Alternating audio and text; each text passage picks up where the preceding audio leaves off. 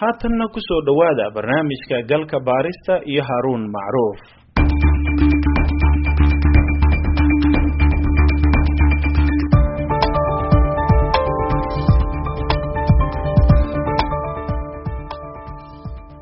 awoodda baaritaanka xanuunka coronavirus ee dawladda Soomaaliya oo kooban aawadeed ayaa keenay in tan iyo markii la helay kiiskii ugu horeeyay bishii Maars 16 ee sanadkan ay dawladda Soomaaliya ka baadho cudurkan dad ka yar 1200 qof. mid ka mid ah dhakhaatiirta la tacaalaysa cudurkan waxa uu galka baarista u sheegay in celcelis ahaan maalintiiba cudurka COVID-19 laga baadho 60 ilaa 70 qof. taas beddelkeeda wadamada Kenya, Ethiopia iyo Djibouti waxay cudurkan ka baadheen 10,000 oo qof.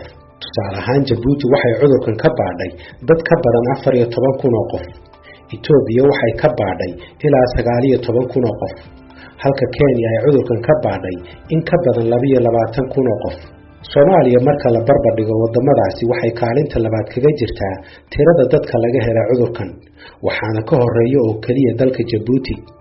labada wadan waa Djibouti iyo Soomaaliya ee way ka dad yar yihiin Kenya iyo Ethiopia. dawladda Soomaaliya waxay ilaa haatan xanuunkan ka baaraysaa oo kaliya dadka calaamadaha sheegtay ee la soo xiriira dawladda ama isbitaalada yimaada, taasi oo aan ka turjumayn sida uu cudurku ugu baahsan yahay bulshada dhexdeeda sida ay dhakhaatiirtu sheegeen. Dr. Maxamed Maxamuud Fuji waa dhakhtarka guud ee caafimaadka Soomaaliya oo dhawaan xilkaasi loo magacaabay, waxaana uu ka mid yahay guddiga qaran ee maareynta cudurka COVID-19.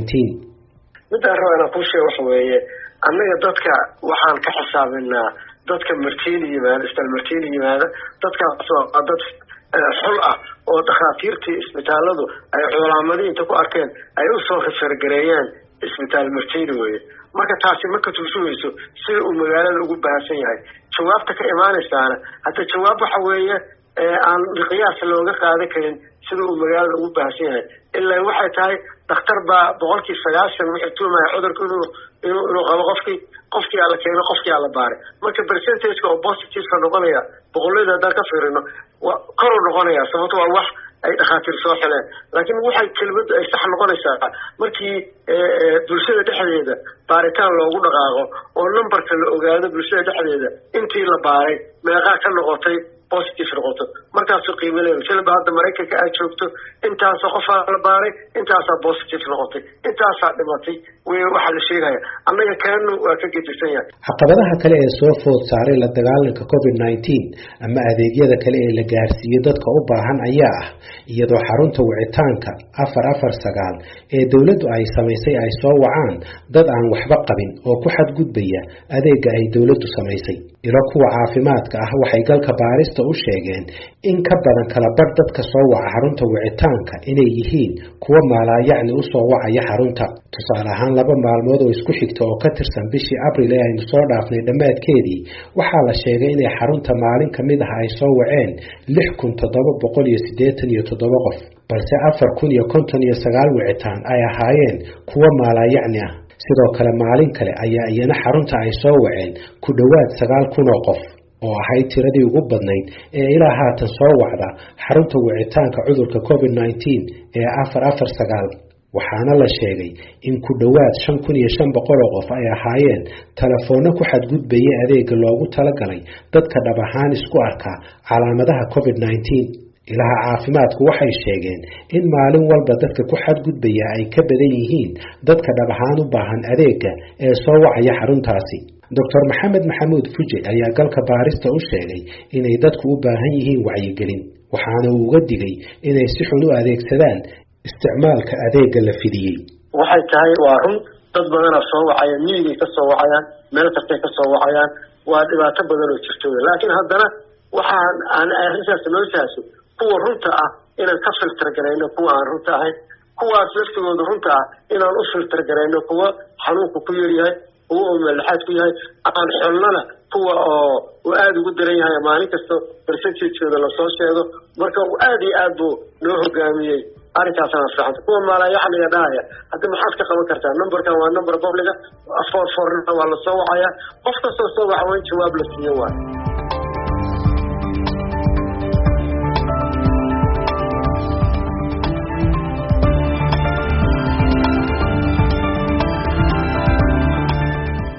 cisbitaalka Martini ayaa ah haatan kan kaliya ee lagu daweeyo bukaanada qaba xanuunka coronavirus. cisbitaalkaasi oo la sheegay haatan sariiraha yaala inay yihiin kuwa kooban.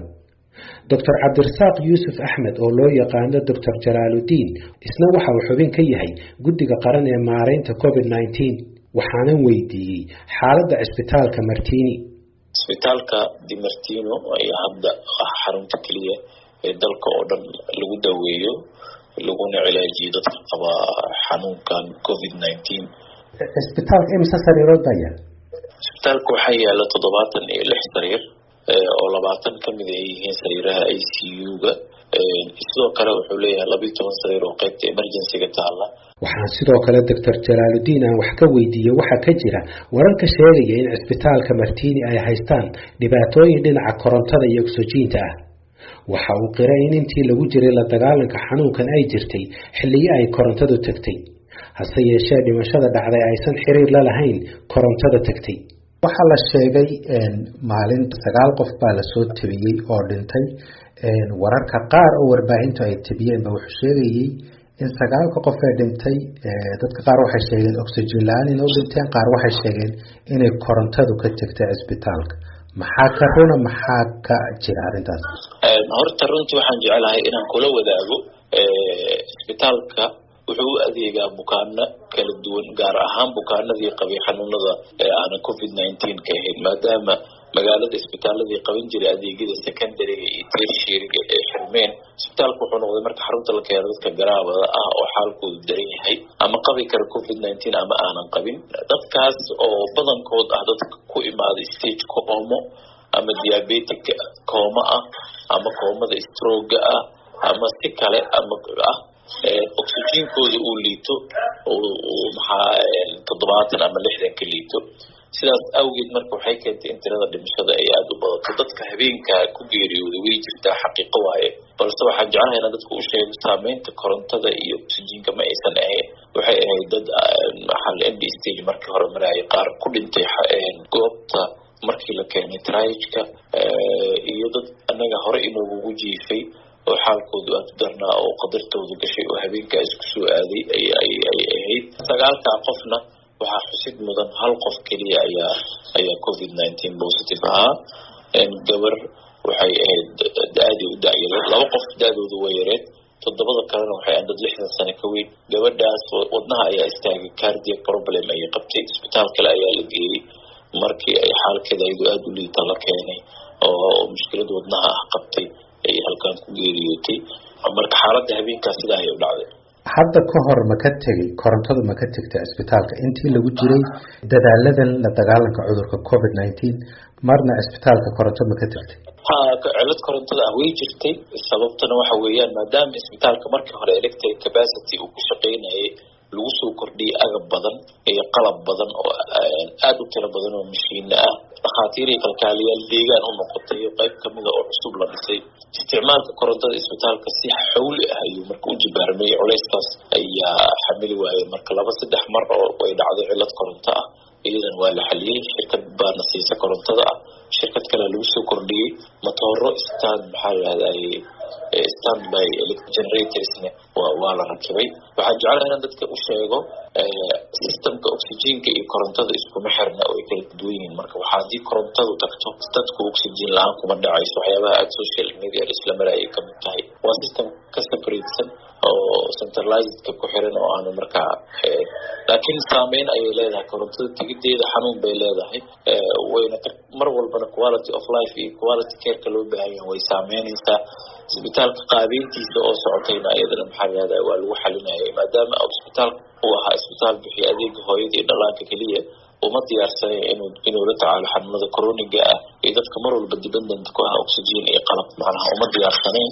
sidaas baa waxay keentay in hal mar uu demandiga bato. dad fara badan oo aad u ildaran u baahan in mashiino ku xirnaadaan, qalab diagnostic ku xirnaado, oxygen lala daba taagnaado, uu isbitaalku uu qaabilo. culeyskaas marka wuxuu ahaa runtii culeys aad u weyn oo jiro. markii horena aad loogaga taxadiray, laakiin waqtiga uu inagu simi waayey in soo gaaro dad fara badan oo isbitaalka ku geeriyooda xaqiiq waaye aniga aabaheeya kamida oo xanuunka uu ku dhacay COVID-19 oo isbitaalka la keenay oo daryeel aad u fiican loo sameeyay oo aan uga mahadcelinahay dhakhaatiirta iyo kalkaaliyaasha.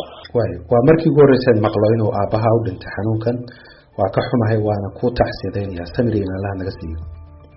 waa maasanta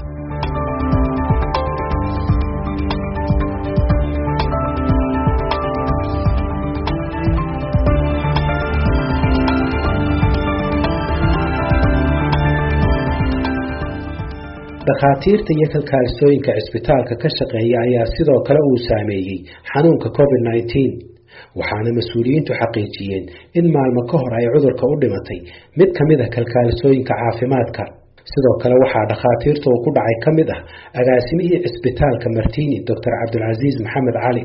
Dr. Jalaaluddin Yuusuf Axmed ayaa ka waramaya nafhorka ay sameynayaan shaqaalaha caafimaadka. dhakhaatiirta isbitaalka hadda joogta ee regliga ku ah waa 28 dhakhtar oo 10 kamid ah ay nooga yimaadeen isbitaalka Rajab Tayyip Erdogan oo dhakhaatiirta ka shaqeysa qaybta gargaarka degdega ah suuxdinta sidoo kale kalkaaliyaal waxaa hadda ku soo kordhinay oo maanta iyo bari shaqada la bilaabay 5 kale oo dhakhaatiir takhasus leh ah iyo sidoo kale 5 consultant oo saacado u baahanayno maalinkii 2 saac ilaa 4 saac takhasuska iyo qofkiiba tirada guud marka ka dhigayso 38 dhakhtar iyo kalkaaliyaal tiradooda inta ka badan tahay ayaga isbitaalka joogo oo kala duwan oo 3 shifti kala gala shift kasto inta joogo deegaan buu halkan ku leeyahay isbitaalka maadaama cudurkii laga ilaalinayo saameynta xanuunka dadka ugu weyn ku yeesho waa dhakhaatiirta iyo kalkaaliyaasha oo bukaanka kor taagan oo markii ay maareen waayaan ama uu xaalka ka baxaysooda iska ooyinaya wax badan oo ay qaban karin ay u muuqdaan oo culayska dhaqaale iyo qalab dalkan u baahnaa oo aan hadda jirin awgeed mararka qaarkood aad baan waxaan uga murugoodaa sida ay juhdi u bixinayaan dadaal u bixinayaan laakiin tabartu ay ciilayso technology ay u baahnaan lahaayeen aysan haysanin inay dad naf ku badbaadiyaan iyo dadka oo la keenayo xaalad end stage ah oo ay adag tahay qalab kasta oo jira ama system kasta oo dhisan in la badbaadiyo isku haysto laakiin waa dad habeen iyo maalin runtii dhex taagan dhakhaatiir ah kalkaaliyaal ah farsamayaqaaniin ah oxygenka ay sameysanayo cleaners ah nadaafadii hagaagsanaayo qab ah oo bahalka BPE ga xiran oo uu cimiladu kulushahay ku wada dhididaayo maanta 8 saacadood qofku uu xiran yahay ay u sii dheer tahay in uu la qabatimo farsamada oo inagu yar anaga oo korontado kale ciladeed markay imaato dhakhtarkii inta ordo inta ka hagaaji oxygen problem markuu imaado isagii hadan inuu la falgalo ay tahay maadaama aad noogu yaryihiin supporting staffka runtii marka duruuf aad qaasi u ah oo qaraar ay ku shaqeeyaan dhakhaatiirta iyo kalkaaliyaasha Martini. imise dhakhtar baa hadda cudurkan uu ku dhacay iyo imise kalkaaliso tirada oo rasmi ah ma hayo shaqaalaha wasaaradda caafimaadka ee xanuunka uu ku dhacay ee saaxiibadii ee colleagueska ah ayaa 13 qof waaye isbitaalka ugu badan ee shaqaalihiisu ay COVID-19 ku dhaceen waa isbitaalka Rajab Tayyip Erdogan sidoo kale isbitaal gaar loo leeyahay ayaa shaqaalihiisu xanuunka uu ku dhacay iyo isbitaalka SOS oo hooyadii dhalaanka oo kalkaaliyaal iyo dhakhaatiir uu ku dhacay iyo umrisooyin marka xirfadlayaasha caafimaadku aad ay u badan yihiin uu ku dhacay daatada rasmiga ah qolada shaybaarka ayaa soo gudbisa percentage ahaan ay u sheegayaan hadda kor kama hayo laakiin number badan ayuu ku dhacay xanuunka shaqaalaha caafimaadka dalka guud ahaan.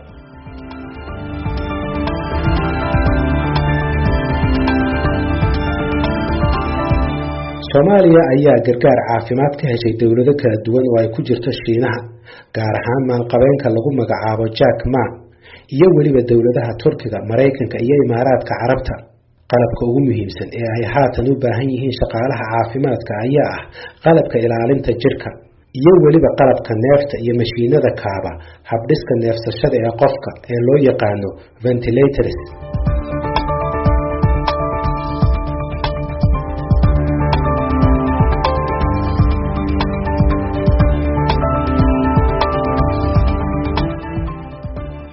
dawladda Soomaaliya waxay ilaa haatan shaacisay inuu cudurkan uu ku dhacay 756 qof guud ahaan wadanka iyadoo dhimashaduna ay dhan tahay 35 qof halka 61 qofna ay bogsadeen waa xilliga la duubay barnaamijkan.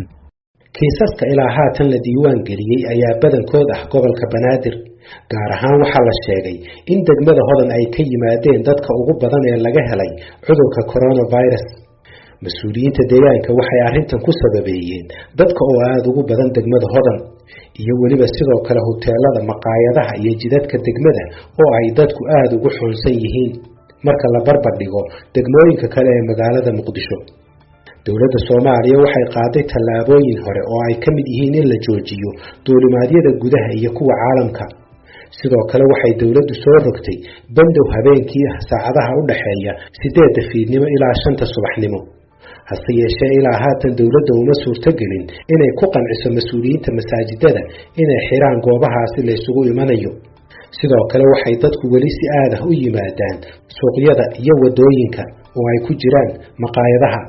waxa kale oo la dagaalanka cudurka COVID-19 ee Soomaaliya ay ku soo beegantay iyadoo baaritaan uu xafiiska hantidhowrka qaranku uu ku hayo saraakiil ka tirsan wasaaradda caafimaadka eedo la xiriira musuqmaasuq ku aadan deeqaha caalamka.